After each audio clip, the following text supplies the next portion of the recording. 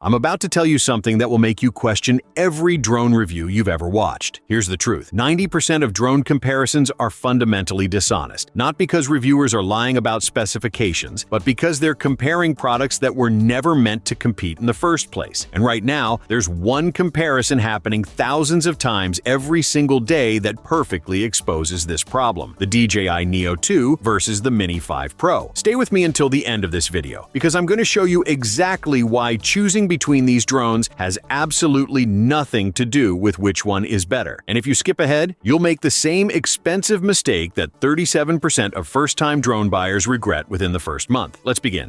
Why this comparison breaks everything. Every single day, someone walks into a camera store or opens a browser tab with the same question, burning in their mind. Should I get the DJI Neo2 or the Mini 5 Pro? And every single day, salespeople and reviewers respond with the same script. They pull up specification charts. They compare camera sensors, flight times, and maximum speeds. They talk about obstacle avoidance systems and transmission ranges, and then they declare a winner. But here's what nobody stops to explain. These two drones don't exist on the same spectrum. They're not different points on a single line from beginner to advanced. They represent two completely different philosophies about what a drone should even do in your life. Think about it this way. Comparing the Neo2 to the Mini 5 Pro is like comparing a smartphone camera to a mirrorless camera and trying to decide which one is better. The question itself reveals a misunderstanding. The people choosing between these drones aren't trying to become better pilots. They're not evaluating features. What they're actually trying to figure out, and this is critical, is whether they want to become a drone person at all. They want the results that drones provide, but they're terrified of the learning curve, the commitment, and the mental overhead. And DJI has deliberately engineered two radically different answers to that exact fear. So before we go any further, let me ask you directly, do you want aerial footage or do you want to learn aerial cinematography? Because your honest answer to that question will save you hundreds of dollars and months of frustration. Let me show you why.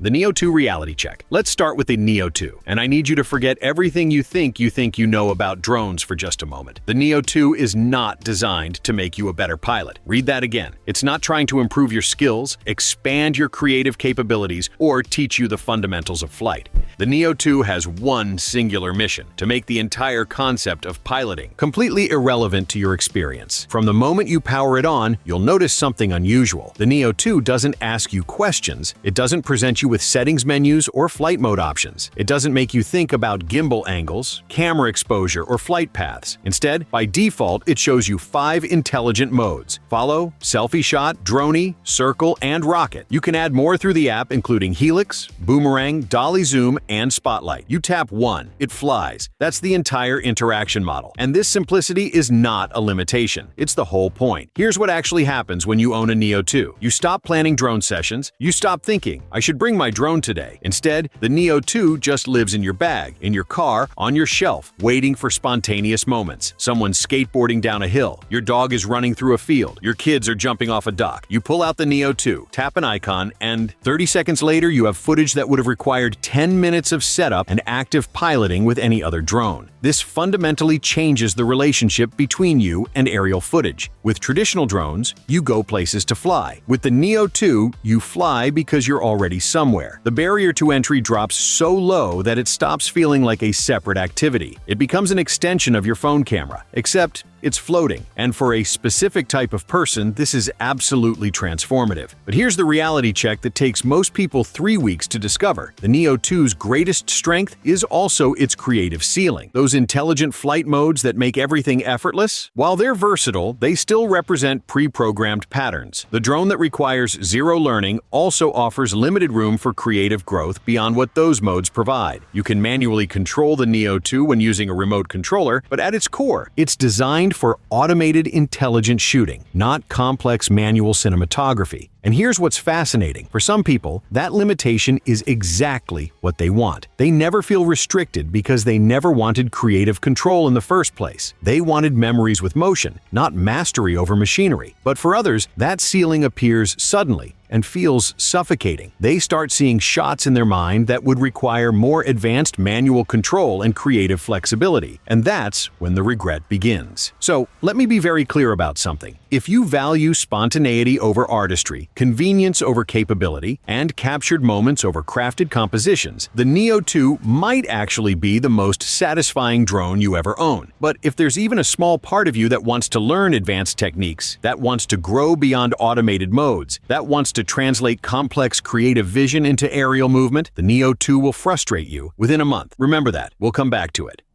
The Mini 5 Pro truth. Now, let's talk about the Mini 5 Pro, and I need to shatter an assumption you're probably making right now. Yes, on paper, the Mini 5 Pro is objectively more capable than the Neo2, a massive 1-inch 50-megapixel sensor versus a 1-power 2-inch 12-megapixel sensor. Longer flight time, up to 52 minutes with the Plus battery versus 19 minutes. Greater range, up to 20 kilometers versus about 7 kilometers. More intelligent flight modes, superior obstacle avoidance with nightscape capabilities. If you're comparing specification sheets, this section of the video should last about 15 seconds before I declare the Mini 5 Pro the winner and send you on your way. But here's the uncomfortable truth that the drone industry doesn't want you to understand. Capability only becomes an advantage when you actually want to engage with it. And for a shockingly large number of buyers, more capability translates directly into more friction, more decision-making, and more reasons to leave the drone at home. Let me walk you through what actually happens when you decide to fly the Mini 5 Pro. First, you unfold the drone and the controller. You power both on and wait for connection. You launch the app and wait for GPS signal acquisition. You check the flight zone restrictions. You calibrate the compass if you're in a new location. You review the pre-flight checklist. You select your camera settings, resolution, frame rate, color profile. You choose your flight mode. You adjust your gimbal sensitivity. And then, finally, you're ready to fly. Now, none of this is complicated, but all of it is intentional. It's overhead, it's cognitive load, and it creates a psychological barrier that affects how often you actually use the drone. The Mini 5 Pro doesn't disappear into the background of your life. It demands a deliberate decision to fly, and that deliberation changes everything. But here's what happens when you clear that barrier. When you invest the time, learn the controls, and engage with the creative process, you start seeing environments differently. You notice lines, layers, and perspectives that were invisible before. You begin thinking in 3 dimensions. You discover that altitude isn't just height, it's emotional distance. That camera angle isn't just framing, it's narrative voice. That movement speed isn't just technical, it's rhythm and pacing. And with that revolutionary 225-degree rotating gimbal, you can execute camera movements that were previously impossible on compact drones. The Mini 5 Pro rewards your attention. Every hour you spend learning its controls expands what you can capture. Every flight teaches you something new about spatial awareness, composition, and timing. And this is where the real division happens between these two drones. The Neo2 gives you results immediately and then stays at that level with its intelligent modes. The Mini 5 Pro gives you potential that compounds over time. Here's what Mini 5 Pro owners told me when I interviewed them for this video. They didn't talk about specifications. They didn't mention sensor size or transmission protocols. They talked about the moment they finally nailed a complex reveal shot, the satisfaction of manually tracking a moving subject smoothly, the pride of showing footage to friends and hearing, "Wait, you filmed that yourself?" They talked about how that 1-inch sensor transforms low-light performance, making golden hour and blue hour footage dramatically better. But here's the trap that catches people who choose the Mini 5 Pro for the wrong reasons. If you buy it thinking you'll eventually learn but you never actually invest the time, it becomes the most expensive paperweight in your closet. The Mini 5 Pro doesn't meet you where you are. It asks you to rise to where it lives. And if you're not willing to make that climb, all that extra capability just becomes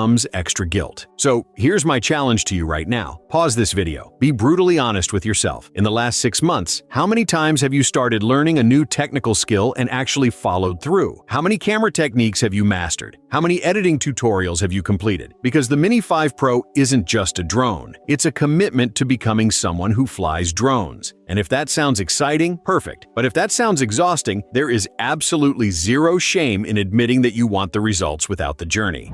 The decision framework. All right, we've covered what each drone actually feels like to own. Now let's get practical. I'm going to give you 3 questions, and your gut-level answers will tell you exactly which drone belongs in your life. Don't overthink these. Your first instinct is almost always correct. Here's what I mean. Picture yourself at a mountain overlook with friends. If your first thought is, "I want to remember this experience from a perspective we can't see with our eyes," that's moment-focused thinking, and it points toward the Neo2. But if your first thought is, "I could Start low, rise while rotating using that 225-degree gimbal, and reveal the valley with a slow dolly forward. That's shot-focused thinking, and it points toward the Mini 5 Pro. Neither answer is better, but they represent fundamentally different relationships with aerial footage. One is documentary, the other is directorial. One captures what happened, the other shapes how it's remembered. Be honest about which instinct feels more natural to you. This question exposes your risk tolerance and creative ambition. The Neo2 will give you consistently usable footage in almost any scenario where its automated modes work. 7 out of 10 shots will be solid, 3 out of 10 might miss the mark because the pre-programmed path didn't quite fit the situation. But you'll never get a complete failure because the intelligent modes handle everything automatically. The Mini 5 Pro gives you the entire spectrum. When you're learning, you'll crash, you'll misjudge distances, you'll create shaky footage, awkward framing, and movements that don't work. But you'll also occasionally, and eventually frequently, create footage that makes people stop scrolling. Footage that has intention,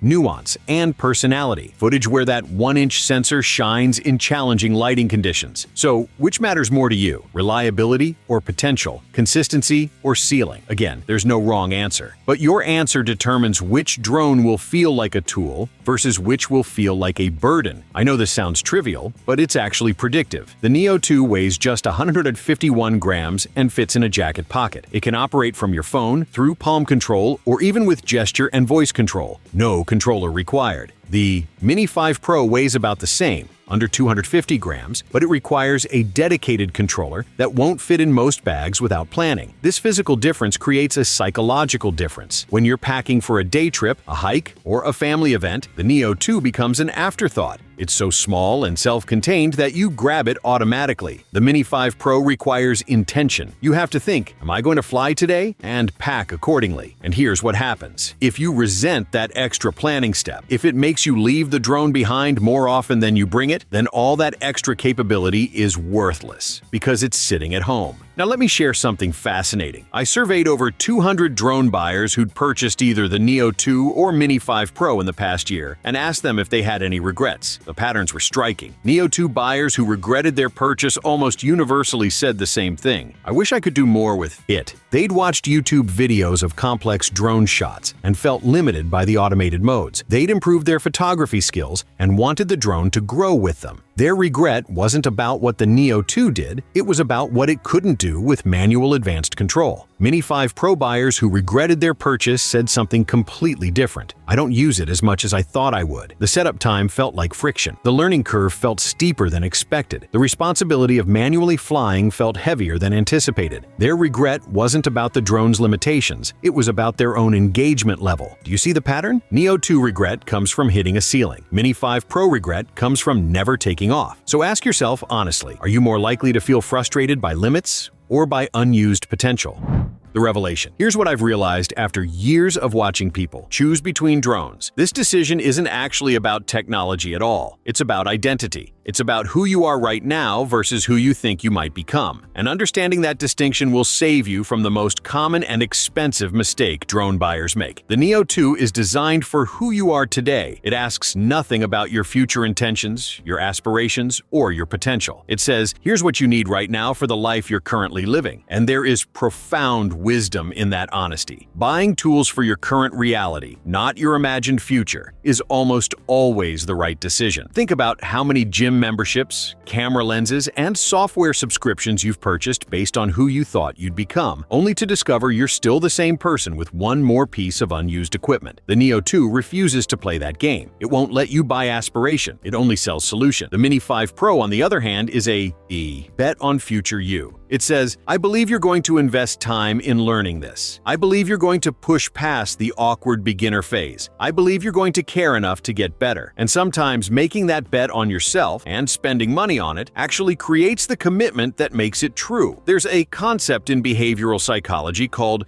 commitment and consistency. When you invest significant resources, time, money, effort into something, you become psychologically motivated to justify that investment by following through. Sometimes buying the more demanding tool actually makes you more likely to use it because you've created financial pressure to validate your decision. But that only works if there's genuine interest underneath. If you buy the Mini 5 Pro hoping it will magically make you interested in flying, you're setting yourself up for expensive disappointment. But if you buy it because you're already curious and just needed permission to invest in that curiosity, it can be transformative. So here's my final framework for this decision, and it's simpler than you think. Ask yourself one question. If I could only take one photo for the rest of my life, would I rather have it be perfectly in focus but compositionally average, or slightly imperfect but emotionally powerful? If you chose perfect focus, you want the Neo2. You value consistency, reliability, and guaranteed results. You want footage that works, not footage that wins awards. If you chose emotional power, you want the Mini 5 Pro. You value potential over perfection. You want the ability to create something that couldn't exist any other way. You want that 1-inch sensor quality and those 225-degree gimbal movements. And here's the secret hardly anyone admits. You can always upgrade later. Start with the Neo2. Use it for 6 months. See if you hit its ceiling and feel frustrated, or if you hit its ceiling and feel satisfied. If you're frustrated, sell it and get the Mini 5 Pro. You'll know exactly what you're gaining and why you need it. But if you're satisfied, if the Neo2 gives you everything you actually wanted from a drone, then you've saved yourself hundreds of dollars and countless hours of learning something you never really wanted to learn in the first place. And that's not settling. That's self-awareness. That's wisdom.